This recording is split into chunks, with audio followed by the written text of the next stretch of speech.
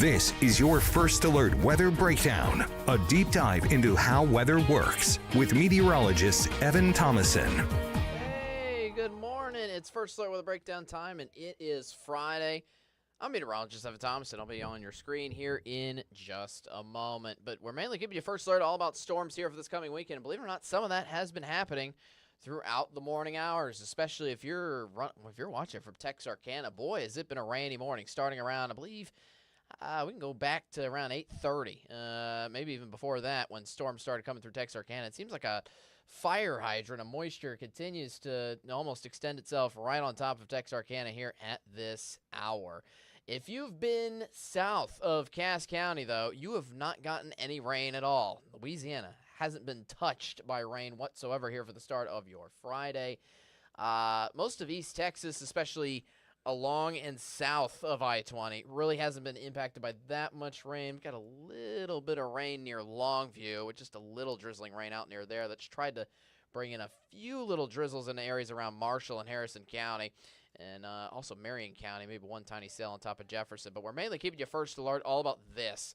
This whole system, a group of isolated storms continues to kind of reform itself in Bowie County, right around New Boston.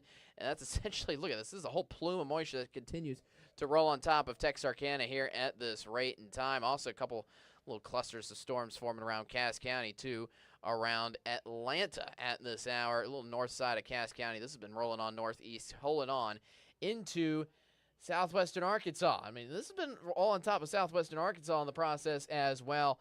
We're going to go more thoroughly into the future track here for you in just a moment. Hey, welcome on. I'm meteorologist Evan Thomason again here for the day today. Welcome on to the First Alert Weather Breakdown. This is a fantastic day to be out and about, especially if you are south of those storms. A little bit warmer out in the atmosphere, and we'll say it's Friday. Who can complain about that? Hey, we have a busy First Alert Weather Breakdown episode for you at 10:30. I'm going to go straight into the rundown. Believe it or not, I have too many things to list into this rundown that we're going over here for the day today. Most importantly, we're going over the storms that are hitting here for this weekend. And obviously, some of those storms have been hitting this morning, so we're going to go over those a little more thoroughly as well in the process, too. Now, storms, obviously, this weekend more tailored towards Saturday. For those of you who've been coming on and coming strong here into this podcast all week long. On top of that, we're also going to talk about Melissa. I do want to tailor a little more time to Melissa here for the day today, as this could be a historic storm across the Caribbean Sea, becoming a major hurricane soon, and that could be dealing lots of problems out to the Caribbean islands here over the next couple of days. Thankfully, not much of a United States impact expected in the next week or so, but I do want to go over the details of how that can affect the Caribbean islands.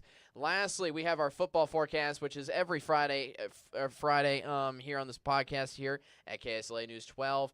But most importantly, that is going to be a little bit special twist here for football forecast here for the day today. I have sitting across from me Andrew Wellmann, our sports reporter, who's going to be out tonight into the field across many of our high school football games. Hey, Andrew, everything looking good here for tonight, but tomorrow, not so much. I'm gonna have him on in just a little bit, just talk about football a little bit later on down the road. But let's get you again with the First Alert details of all the storms first.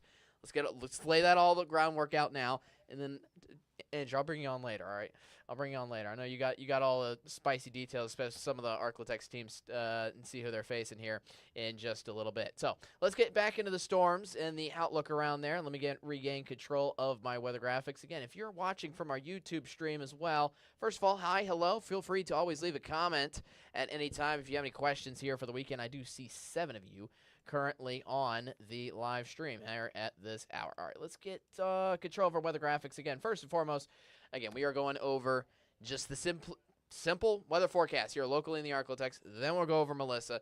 Then we'll go over Halloween. We also want to talk about Halloween forecast. That's 1 week from today. We have hints about that. We don't have a thorough detail because it's still a week out, but we'll see exactly what Halloween could look like this year. And then we'll go into how the rain for the weekend affects our football games around the Arklatex, and we'll get more of a sports analysis to that on our weather podcast here at KSLA News 12. As I'm talking, you can see a lightning strike there on a window world sky cam out in the Texarkana. Rain obviously on the camera itself, and you can see the glare changing a little bit as the rain is still coming down there on the webcam. So it's a different outlook from, say, Bossier, which is getting a lot more blue skies and sunshine and hasn't had a single raindrop at all here for today. Meanwhile, Texarkana, let me go ahead and report this from the National Weather Service. They responded to, I asked them about how much the rain totals have been across areas of Texarkana up northward. They say it's been somewhere between a quarter of an inch to a half inch already across areas of Texarkana. But, for example, Broken Bow in McCurtain County in Oklahoma, they've already picked up over an inch of rain just from that round that's hit through the morning hours already. So it's already coming down again up there, and that's going to spread into the rest of the region here for tomorrow. Here's your weather headlines. Today, mostly dry through most of the Arklatex. For those of you that have been along and north of I-30, that's been a different story, though. You've already gotten the rain showers out from this morning, and that's essentially going to spread into the entire Arklatex here for tomorrow, which is obviously the weekend here ahead for you. We'll go over the specific timing of that in just a little bit. Next week, looking a lot more on the dry side of things. I don't see another major round of storms coming after the one that hits on Saturday. So most of next work week, it should be looking pretty dry. Hey, the end of next week on Halloween, just so you know, it is on Friday of next week. Hopefully that remains dry as of well. I do want to mention as well, it gets a lot cooler next week despite that sunshine being out. Yes, we're talking high temperatures even cooler than what we've had this past week. Temperatures out right now. If it hasn't rained on top of you, we have comfortable temperatures. Upper 60s, lower 70s. 70 in Shreveport, 67 in Marshall. But look at areas where it has rained. Upper 50s, 57 in for DeQueen, 58 in for Texarkana, 61 in Magnolia. Again, there's still lots of big weather headlines surrounding these temperatures in and of themselves before we get into the actual storming outlook here for the weekend. Highs today similar to what they've been over the past couple of days, especially if you don't have rain on top of you. Upper 70s, lower 80s.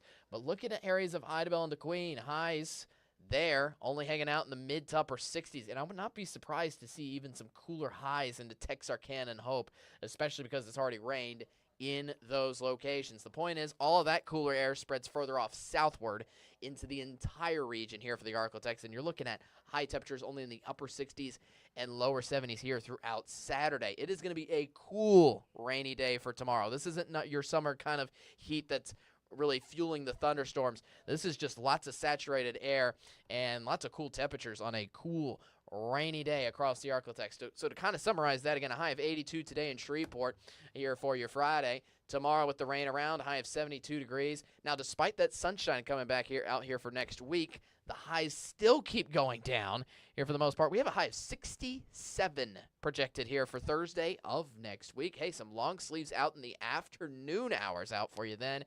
And let me remind you, Thursday is the day before Halloween. So as of right now, Halloween is looking on the cooler side of things. I have a specific Halloween forecast coming up for you in just a moment, and we'll talk more about it there. Here is now a look at the storms, and we're going to now tailor into the forecast of how the storms are going to work over the next 24 hours, essentially, 24 to 48 hours. All right, so here's a live look again. First, our Doppler radar. You can see the plume of moisture, moderate to heavy rainfall. It is all scattered across I-30, essentially from the drive from the west side of Texarkana. This is going all the way up through Hope, through Hempstead County, and going all the way up into Arkadelphia if you go further on out of the Arklatex, further up north and east. Again, these storms continuing to form in Bowie and Cass County and almost providing the rain that still targets those areas, even a little bit of light rain staggering behind in areas of McCurtain County and over in Little River County and Arkansas too. Now, the Future Trek is trying to let that dry out here for the rest of the day today. Trying to see that system actually fully dries itself out here for the rest of your Friday, leading into our main round of storms, which is going to happen tomorrow. So we want to keep you first started about 2 rounds of storms. We've really tailored it to that. We've gotten close enough to Saturday now that we're pretty certain on the exact timing of these storms coming on through. Again, 2 separate rounds of storms that are going to be separated by a good break around the Arklatex here for you. The biggest issue with those storms is going to be flash flooding. If you're driving out during the storms, pay attention to roadways and make sure that they are not flooded over. We've had a big issue with this in Shreveport and Bossier. We've reported this time and time again with some of the storms that have happened over the last year, with a few cars getting stuck in some roadways, especially that are low-lying. I'm looking at, for example, like Kings Highway underneath I-49. That's a good example. Essentially, watch out for flooding on the roadways. That's going to be the biggest issue here for us on both rounds of storms here for your Saturday. Thankfully, other severe weather threats are low. I shouldn't expect us to cut into any programming to tell you about any tornadoes, for example. It shouldn't happen. Most of that threat's going to be south of the Arklatex if you are traveling. Southeastern Texas and southwestern Louisiana are both going to be dealing with issues with that. All right, so for the rest of the day today, there's, again, the little cluster of storms by Texarkana, and you see by noon it's trying to dry up mostly. There could be still a few stray little cells peeking in the afternoon, still north of I-30. First of all, also notice it still only affects those same areas. None of the storm coverage today is getting south of Texarkana, even though it's still cloudy in the spots like Shreveport and Natchitoches. Then by looks like the afternoon commute, looks like most of the storms fizzle out by then, hopefully, and that'll lead into the main line forming out way to our west. You see out towards Dallas and Fort Worth, those storms will be affecting those areas late tonight. And this is the whole rounds of storms, what we're keeping you first alert about, that's going to be giving us the heavy rain here for tomorrow morning. So that comes on by. This is going to first roll itself into the Arklatex. Looks like early tomorrow morning, starting around maybe 6 out into our East Texas counties. And keep in mind, this goes from DeQueen all the way down into the southern edge of the Arklatex here for your Saturday morning. It's going to start in Shreveport, looks like around 8, 9 o'clock, and then it's going to be a rainy morning here for the rest of the morning around the Arklatex. Then round number 1 finishes up probably by the late lunchtime hours around Natchitoches. Looks like around 1, 2 o'clock. That's round 1. Again, the peak of the afternoon, look at that. Maybe even some sunshine coming on through. But you see round 2 kind of on the horizon there for your Saturday afternoon. So starting around 5, 6 o'clock, starting to see some cells even developing in front of the main line around Natchitoches and around Texarkana. Looks like around 6, 7. And then the whole plume of widespread storms especially starts to, I guess, peak around the Arklatex more towards 8, 9 o'clock.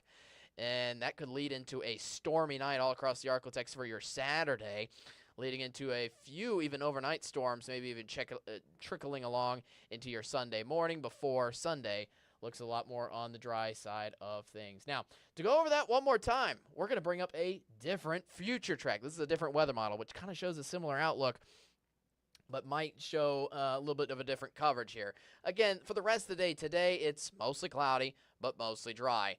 Then that round comes through maybe earlier in the morning. This is a weather model that has the first round of storms coming through Shreveport more towards 5, 6, 7 a.m. earlier on in the morning. But the point is the morning hours, round 1. That's when we're dealing with it then. Then that comes on by, and by lunchtime, we have our break. That continues into the afternoon hours. You got any afternoon plans? They still might be soaked with the ground still soaked from the morning rain, but here comes round number 2 coming back in, and that comes in again for the nighttime hours, and this could be tailoring in, again, more storms into the late night hours. Natchitoches potentially dealing with storms till like 1 a.m. or so before finally drying up a lot more for Sunday, and Sunday afternoon is looking like a beautiful afternoon to get out and about. That's probably the best time frame.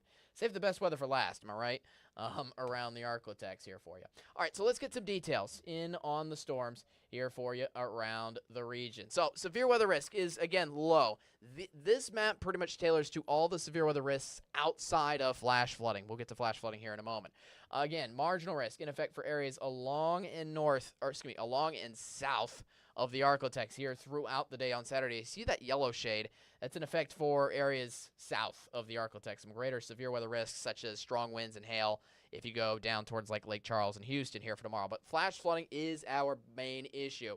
That slight risk has now been moved further up north to include the I-30 corridor here throughout Saturday. So the point is anybody has a chance to catch in on a flash flooding across those roadways here throughout Saturday here for you. Again, that's going to be the biggest issue, especially with widespread rain between 2 to 5 inches around the Arklatex.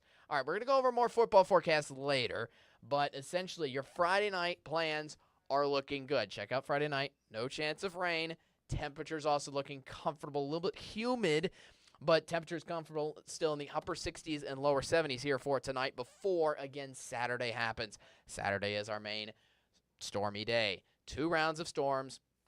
We'll go over those in a second. Again, Sunday is looking a lot better around here. So with those Saturday storms, again, just to review them one more time here for you, round 1 comes tomorrow morning here for you in the Arklatex.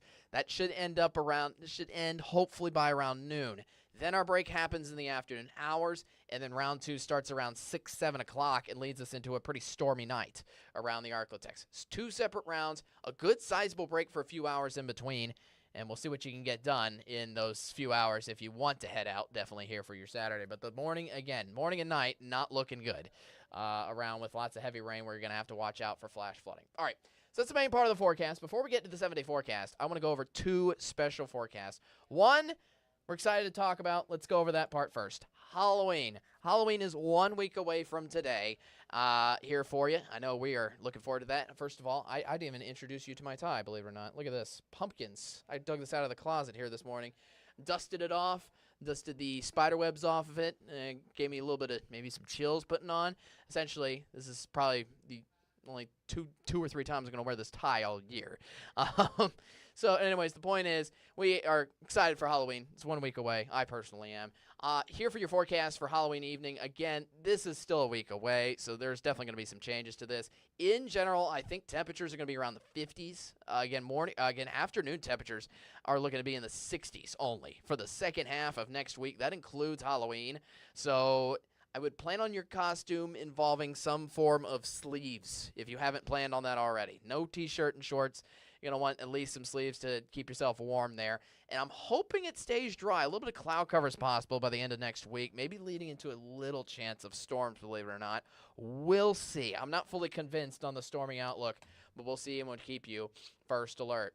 7-day forecast here for you. 82 here for today. Then highs go down to 72 again on Saturday. And then look at the highs next week. 60s in for Wednesday and Thursday. And besides the storms on Saturday, most of next work week is looking very dry, which is great, which is grand. That's fantastic.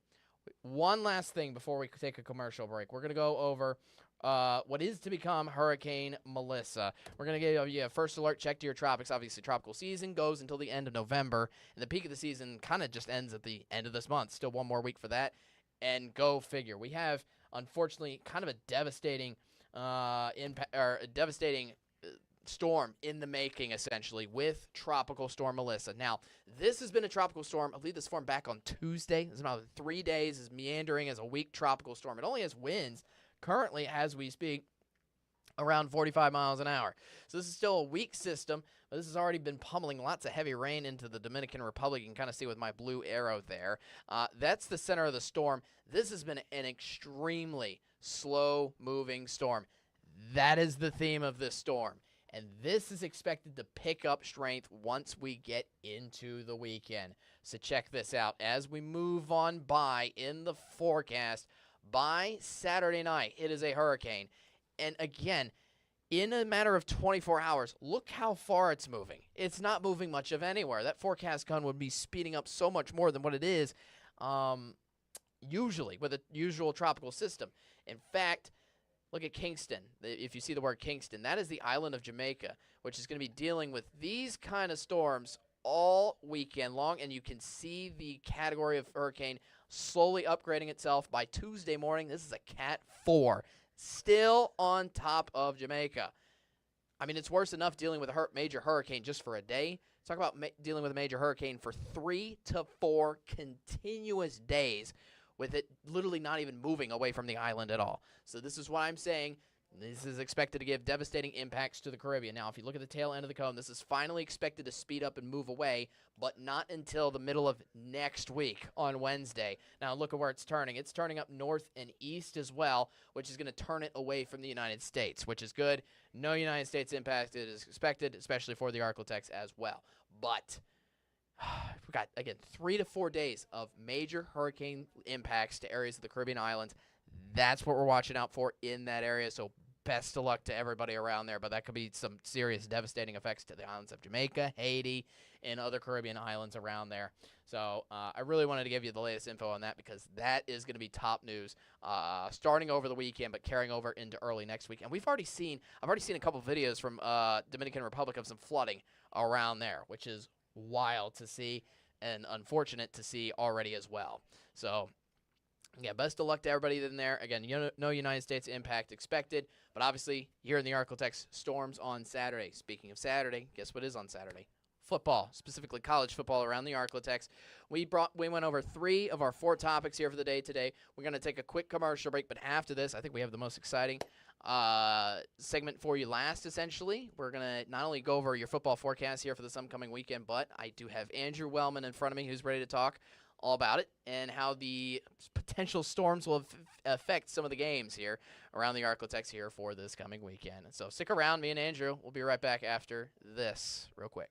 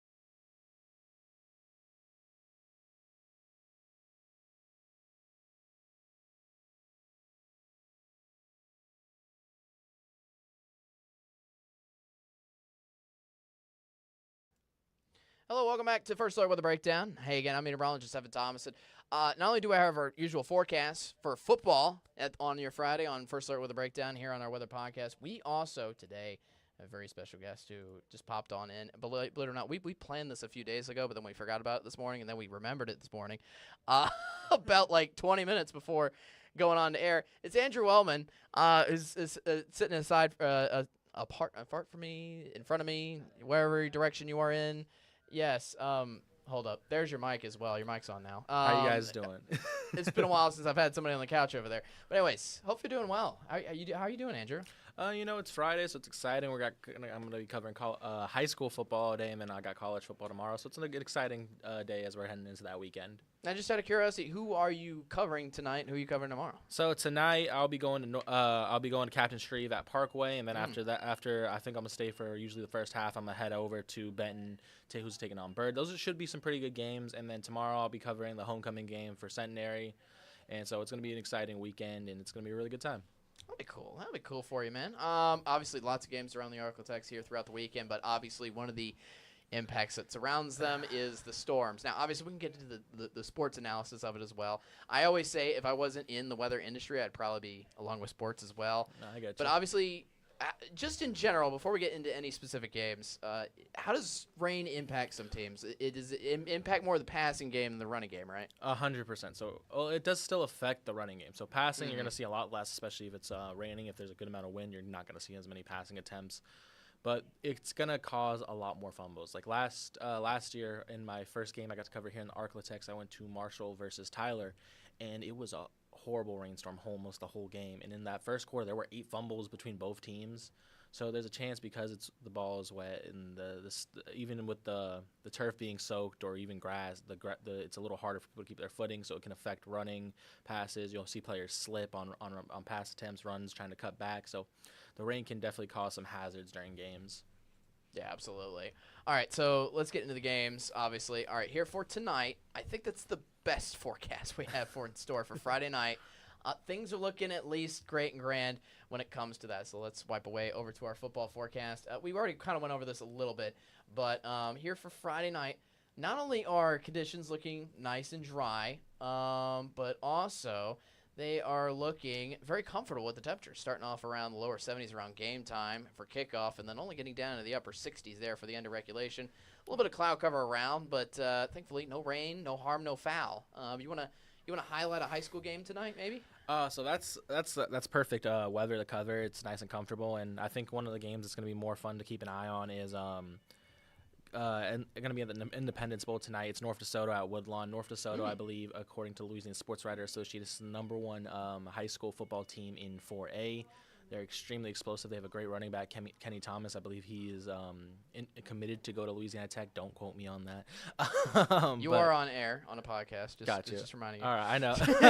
And they have a really great quarterback, so their offense is super fun to watch. They can score in bunches, and it's just super explosive. So they're a great team to watch. Another game that we're covering is we have our Denver K is going to be at Marshall's hosting Nacogdoches. That's going to be a really good game. Marshall's a very good program. They run the ball very well, so we're going to have those highlights later, and it's going to be really fun to try to keep up with these teams because a lot of the teams, especially in this area, their offenses are so explosive, and they're just really fun to just watch.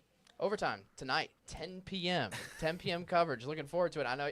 Well, first of all, let me give props to Andrew first and foremost. Obviously, you're working off hours quick just to come in and do this. So I really appreciate it here for you. All right. So again, tonight's looking great. Let's get into our weekend games because this is where it gets a little spicy around the region. We have NSU first, where they're taking on Lamar at home. I believe Lamar's ranked in the FCS standings. I believe they're 6-1. I could be incorrect about that. You think they're 6-1? I think they're 6-1. Wow. They're off to a great start. NSU has been kind of rocky. They opened their season with their first win in 3 years, which was awesome. I got to be there, and it was delayed due to lightning, and they came out and they were able to keep that momentum that they had early on. But since then, it's been kind of up and down. They played 2 Power 4 schools. That was rough. They got blown out by over 60 points in both those games, and then they come back. They take on East Texas A&M. Tough loss. Prairie View, they had a lead, couldn't hold it. Tough loss. And then last week it was a tough loss against Houston Christian.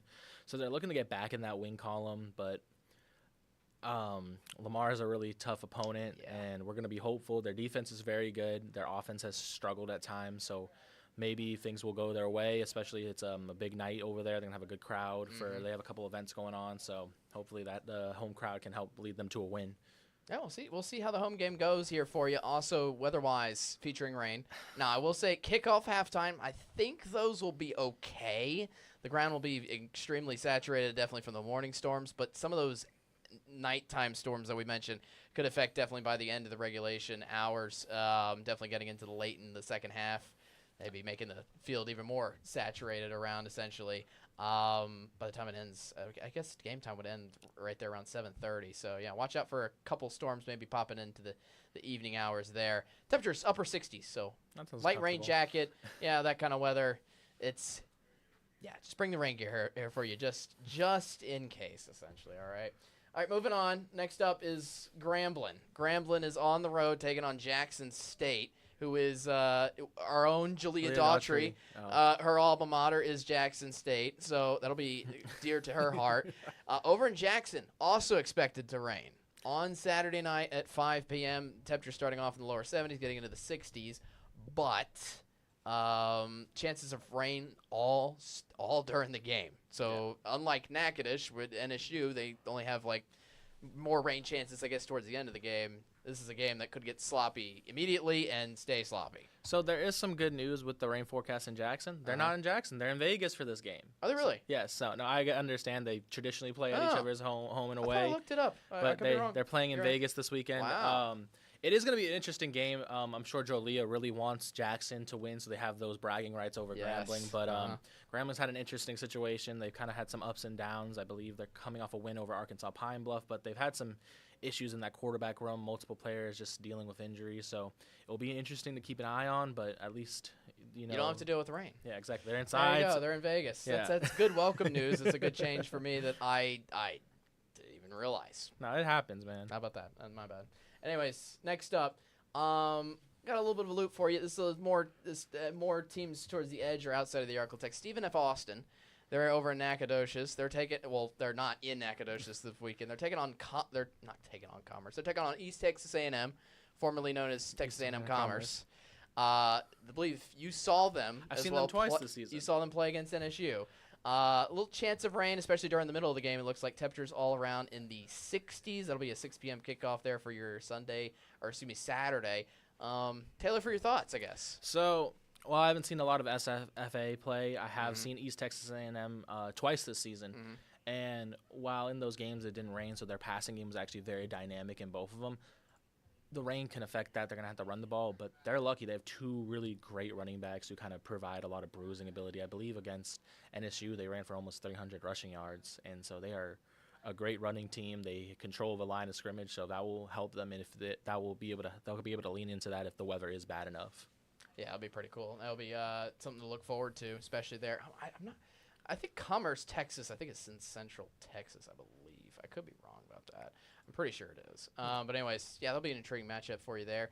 I believe that's all of our FCS schools that we cover around here. Now, there's usually two FBS teams that people are good fans of around the Arklatex. First, let's go up with LSU. LSU this weekend is at home in Baton Rouge. They're taking on third-ranked Texas A&M. LSU is still ranked 20th in the country somehow after that Vanderbilt game last week. Chances for storms all game long down in Baton Rouge as well. Yeah, this is gonna be a rainy issue that projects onto Baton Rouge. I will say there's some slightly greater chances of some severe weather even showing up around Baton Rouge there. So please be careful. Temperatures all around the lower 70s. At least the temperatures will be comfortable, but it could be a soaked game there against Texas A&M down in Death Valley. Kickoff is at 6:30 p.m.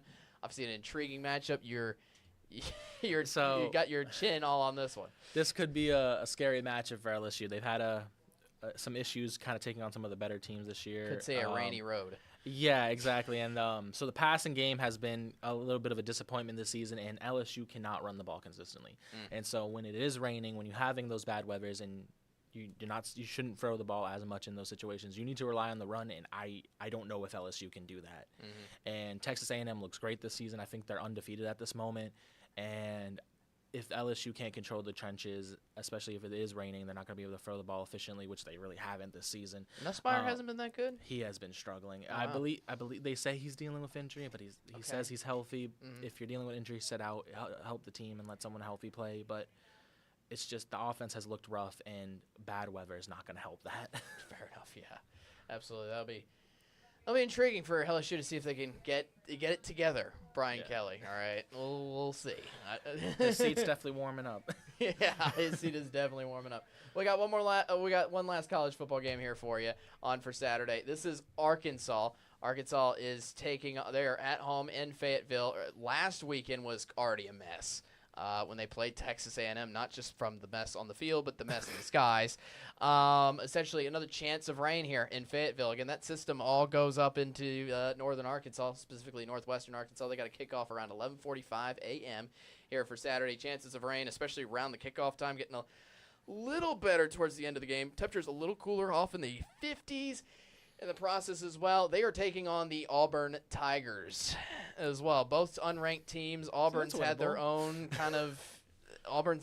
issues as well, so to speak. You got some question marks on your faces. Let's hear it. So it's very winnable. Neither teams have been super impressive this season. Arkansas has already, I think, fired their head coach. They're already on to an interim. I believe after the Notre Dame game. Yeah, so Arkansas definitely is having a weird season. I really like their quarterback, Green. He is, I think if I was an NFL GM, I would consider drafting him. Is he from Louisiana? Did I hear something about that? I'm not sure, but he is a heck of an athlete, can make any throw, and he's really fun to watch. If I was an NFL GM, I'd probably get fired because I'd draft him way too high.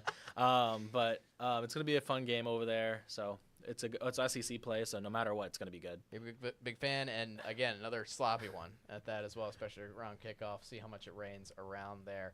All right, so coming up next, weather-wise, I guess the weather doesn't directly impact these NFL, specifically this first NFL game, but it'll still impact your travel to and from the stadium. The Superdome. Let's go over our two NFL teams here for this weekend. The Saints are in the afternoon slot, taking on the Tampa Bay Buccaneers. This will be well, I want to say intriguing NFC South matchup, but in reality, it is the first team against the fourth team. I know you got your man Rattler, who you're a big fan of. Big fan of Rattler. Big fan of, but they are playing a Bucs team coming off a loss. So here's the thing.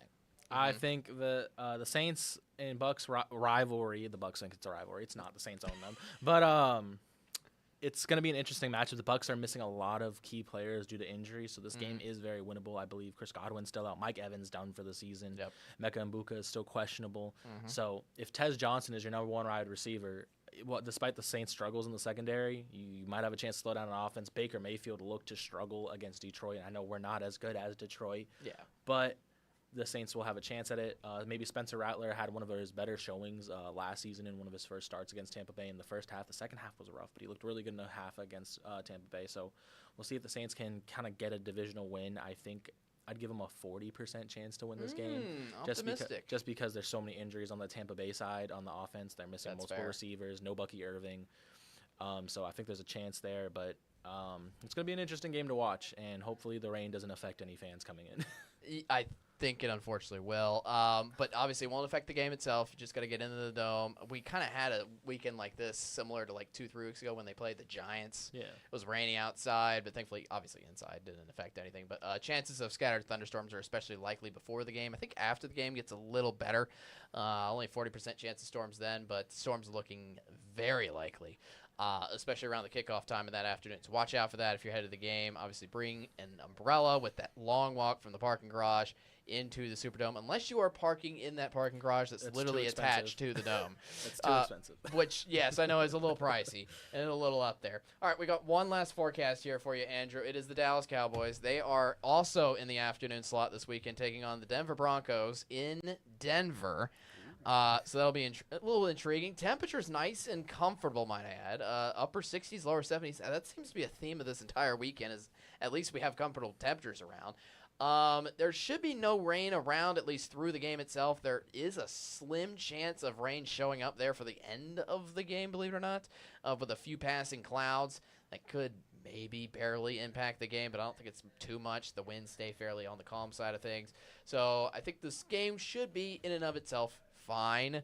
But what's your evaluation? You got two teams coming off, I believe, a win, right? So we got two really interesting teams. Yeah. Denver has their offense has looked horrible for a lot of portions of games, except for the fourth quarter. For the fourth quarter, exactly. The fourth quarter of multiple games, their offense just comes alive. I'm gonna score 33 points, win this game. Sean Payton is a genius on the offensive side of the ball. You can never really count him out. And of course, they have one of the Saints best. know that well. Of course, they have one of the best defenses in the NFL, but I don't think they'll. I think they're going to struggle slowing down Dallas. Dak Prescott is playing at an MVP level, even if he's not going to win the award because the Cowboys are struggling to be successful because their defense is honestly just awful. But their passing game is amazing. Prescott has two great receivers in CeeDee Lamb and George Pickens, who, while I was never the biggest fan of, has kind of made me a little more believer in his ability because with CeeDee out, he was amazing. So the Dallas offense has been extremely explosive. So I think this could be a very interesting game. If I were to have to pick someone, I would lean towards Denver because I think if you just need one or two stops. If your offense can actually be competent, you need one or two stops, you win the game. It'll be really intriguing, I think, personally. I think Dallas's defense actually kind of showed up a little more against the Commanders. But to be fair, the Commanders last week were down without their wide receivers. So I'm not sure how much to exactly trust that. And Bill Krosky-Merritt last week did not do much either. Yeah, their rushing defense did step up, but at the same time, I was like, is it really better? Yeah, that's the ultimate question mark here. Around the region. So, yeah, that's a whole look at all of our Arclotex games. So, high school, college, NFL. I guess just one last question. Just out of all the games here for this weekend, obviously most of the college games here for the weekend featuring rain, which of those do you think is going to be the best one? I know you are covering, one thing we didn't mention, you are covering, I believe, Centenary tomorrow? Yes, that is true. If I were to guess what game this weekend would probably be the best, I'd want to lean towards LSU and Texas A&M. Despite LSU's offensive struggles, their defense is a championship-level defense, and so it's going to be a really good test for Texas A&M. See if they're really a real contender this year, if they can get points up on LSU, and this is going to be a chance for LSU and Brian Kelly to kind of get the ship right. If you get a win here, you're still in the playoff picture. You can still have a chance to possibly win the SEC. You just need to win out from here. And if you can beat Texas A&M, who's number 3 in the country, this is a good sign. But that offense needs to get going. Yeah, absolutely. All right, well, thanks for joining me here. Yeah, of course, obviously, Evan, I know thanks. it's been a while to get you on, but obviously I know this is off your work hours, so I really appreciate it. Hey, and good luck tonight as well and tomorrow, covering all the games around. And go figure, bring a poncho. I will. Bring a poncho, bring some rain gear out there. That also includes fans around the region here going out to games. So, hey, thank you for watching First Look with a Breakdown again. I really appreciate it. Have a great rest of your day. Again, watch out for the Storms tomorrow. 2 more rounds. Go over them one more time real quick. 1 more round here for tomorrow morning, and the other one happening for tomorrow night. Don't see any comments on our YouTube stream at all. Nope. So we're going to go ahead and toss it on away back to programming on the stream.